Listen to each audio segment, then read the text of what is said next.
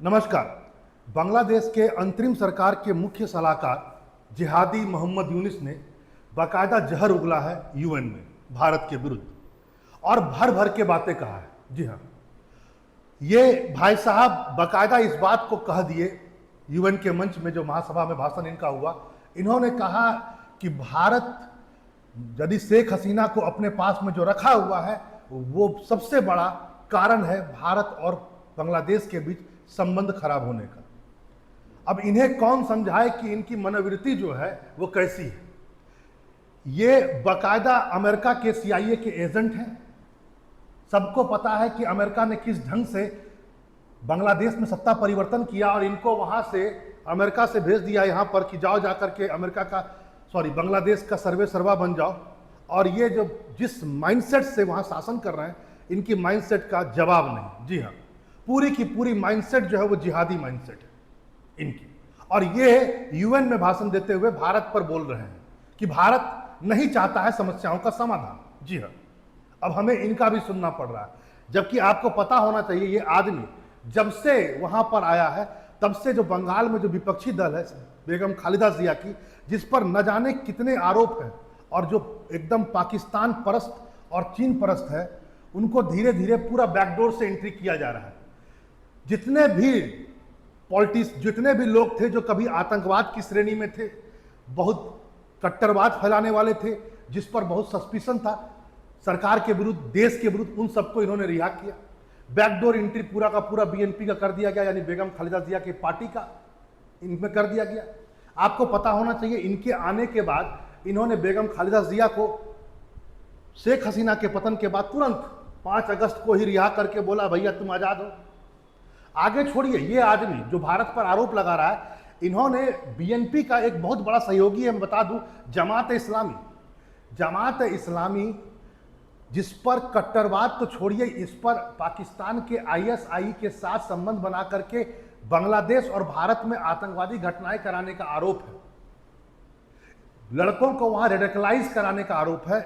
इस पर लगे हुए सारे प्रतिबंधों को इन्होंने समाप्त कर दिया। इस संगठन पर जितने भी साथी संगठन थे इसके, उस सारे प्रतिबंधों को इन्होंने समाप्त किया। ये वो भी छोड़िए, इन्होंने क्या किया इस व्यक्ति में, आपको बोल रहा हूं, इसका माइंडसेट देखिए, ये आदमी किस माइंडसेट का है। इन्होंने, आप दुनिया को पता है कि 1971 में बांग्लादेश जब स्वतंत्र हुआ और पाकिस्तान से स्वतंत्र होकर के एक नया राष्ट्र बना, उसमें जो कर्ता धर्ता था वह था मुजीबुर रहमान, शेख हसीना के पिताजी। और इन्होंने सारे पाठ्य पुस्तकों में, जितनी भी पाठ्य पुस्तकें बांग्लादेश में चल रही थी, सबको चेंज कर दिया और कहा नहीं, जियाउर रहमान जब आए तब जाकर के बांग्लादेश को स्वतंत्रता मिली। भैया, जियाउर रहमान वो व्यक्ति है जिसने बाकायदा नरसंहार किया पूरे परिवार का, मुजीबुर रहमान का। बच गई सिर्फ उनकी एक बेटी शेख हसीना।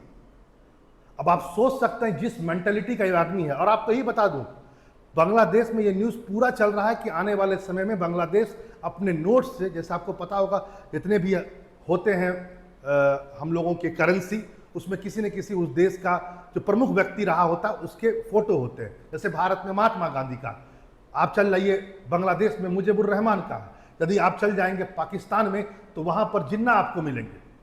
उसी ढंग से इनके आने के बाद से माना जा रहा है कि मुजीबुर रहमान का वहां से हट जाएगा फोटो। तो ये मेंटेलिटी है, इनको शेख हसीना से प्रॉब्लम नहीं है। ये सच्चाई है कि ये अमेरिका परस्त हैं, अमेरिका के एजेंट हैं बांग्लादेश में। और इस पर भी आएंगे और आपको कहेंगे कि पाकिस्तान के प्रति अमेरिका ने क्या कर दिया और अपनी नीति को ट्रंप किस ढंग से बदल रहे हैं, हम उस पर भी चर्चा करेंगे। ये सेशन अच्छा लग रहा हो तो लाइक और सब्सक्राइब जरूर कीजिए। देखिए, ये आदमी जो भारत पर आरोप लगा रहा है, सच्चाई ये है कि इन्होंने बीएनपी का जो सो कॉल्ड अध्यक्ष है, देखिए ऑल इन ऑल तो बेगम खालिदा जिया, लेकिन 18 साल से बेगम खालिदा जिया के जो बेटे हैं तारिक रहमान, जो विदेश में रह रहे थे और कई सारे है ना गलत गतिविधियों में शामिल थे, पाकिस्तान परस्त थे, बेगम और शेख हसीना के कारण वो उनको बाहर रहना पड़ रहा था, ये दोबारा आ गए हैं बांग्लादेश में इन्हीं के प्रश्रय पर। और ये अब अपने देश को पहले संभालेंगे, वहां पर कट्टरवाद को संभालेंगे कि भारत पर भाषण देंगे, ये तो इनको अब समझना होगा। यहां पर इस बात को भी समझें कि जब उन पर पूछा गया न्यूयॉर्क में कि आप पर आरोप है कि जब से आप आए हैं बांग्लादेश में कट्टरवाद फैला है, सोचिए न्यूयॉर्क के अखबारों को पता है कि कट्टरवाद फैला है, कैसे आपने हिंदू माइनॉरिटीज को वहां पर जो मारे गए और उनके प्रति उसके बाद जब आप सत्ता में आए, सो कॉल्ड आप प्रमुख बन गए, सलाहकार बन गए वहां के मुख्य, आपने क्या किया? जब उनसे सवाल पूछा गया तो इन्होंने कहा सारा फर्जी है। वो भी छोड़िए, डेनमार्क के राष्ट्रपति जब अलेक्जेंडर स्टब ने उनसे पूछा कि हालचाल, तो पूछा गया कि देखो यूएनओ के जो महासभा है वहां पर तो सभी देश आए हुए हैं, सभी देश के प्रतिनिधि आए हुए हैं। डेनमार्क वाले ने भी उनसे पूछ लिया भैया कि आपके देश में सुनने में आ रहा है कट्टरवाद बहुत ज्यादा है, माइनॉरिटी के साथ व्यवहार अच्छा नहीं किया जाता है। इन्होंने वहां पर भी कहा कि खबर फर्जी है।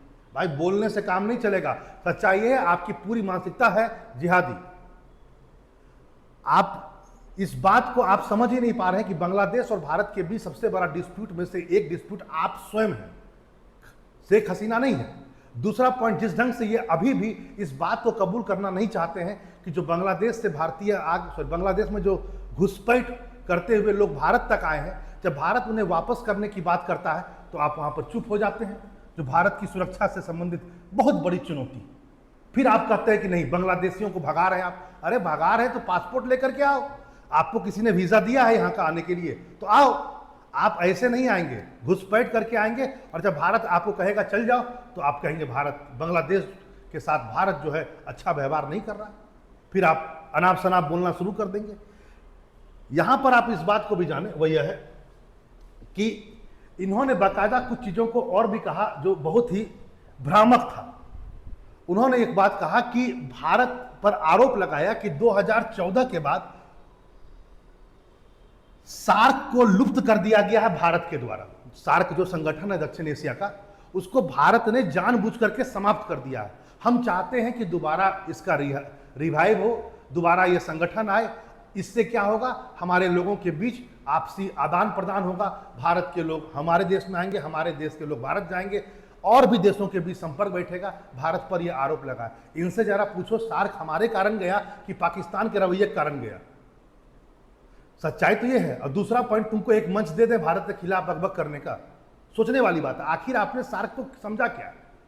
सच्चाई यह है कि सार्क को सभी भारत के पड़ोसियों ने भारत के खिलाफ ही इस्तेमाल किया, फिर भी भारत ने सार्क को लेकर के भारत चला।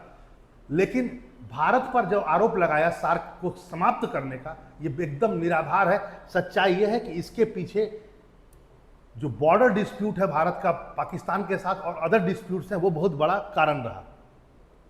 यहां पर एक बात आज आपको यह भी जानना, जैसा कि मैंने आपसे थोड़ा देर पहले कहा कि विचित्र सी घटनाएं अभी न्यूयॉर्क में हो रही है। ठीक है, संयुक्त राष्ट्र का महासभा का सम्मेलन चल रहा है, 80वां सत्र चल रहा है, और विचित्र क्या है जरा समझिए। अमेरिका कैसे धीरे धीरे पलटी खा रहा है, ये साफ आपको दिखेगा। डोनाल्ड ट्रंप, वही व्यक्ति जिन्होंने इस बात को कहा था ओसामा बिन लादेन के पकड़ाने के बाद पाकिस्तान में कि पाकिस्तान आतंकवाद का पनाह स्थल है, आज मानो पाकिस्तान के प्रति उनके दिल में गोल्डन ही गोल्डन आ चुका है। जी हाँ, आपको पता होना चाहिए कि अभी पाकिस्तान के जो सो कॉल्ड सर्वा हैं मुनीर साहब, वो तो वहाँ हैं ही, साथ ही साथ नाम मात्र के जो प्रमुख है पाकिस्तान के शहबाज शरीफ, वो दोनों मिले हैं कल बृहस्पतिवार को ओवल ऑफिस में ट्रंप के साथ। 80 मिनट की वार्ता हुई दोनों के बीच में, और यह बहुत ही गोपनीय वार्ता हुई। इसका कोई भी प्रेस कॉन्फ्रेंस में रिलीज नहीं किया गया। अब आइए इस व्यक्ति पर बात करते हैं, पहले डोनाल्ड ट्रंप पर। डोनाल्ड ट्रंप, जैसा कि मैंने आपसे कहा कि जो आदमी पहले ये कहता था कि आतंकवाद का पनाह स्थल पाकिस्तान है, वह इन दोनों के लिए क्या कहा, जितने भी प्रेस कॉन्फ्रेंस में लोग थे जरा सुनिए। उन्होंने कहा आज मुझसे मिलने के लिए एक बहुत बड़ा लीडर और एक बहुत बड़ा सैनिक जनरल आ रहा है। ये बात अलग है कि ये दोनों पहले से अंदर बैठे हुए थे, ये पीछे से आ रहे हैं।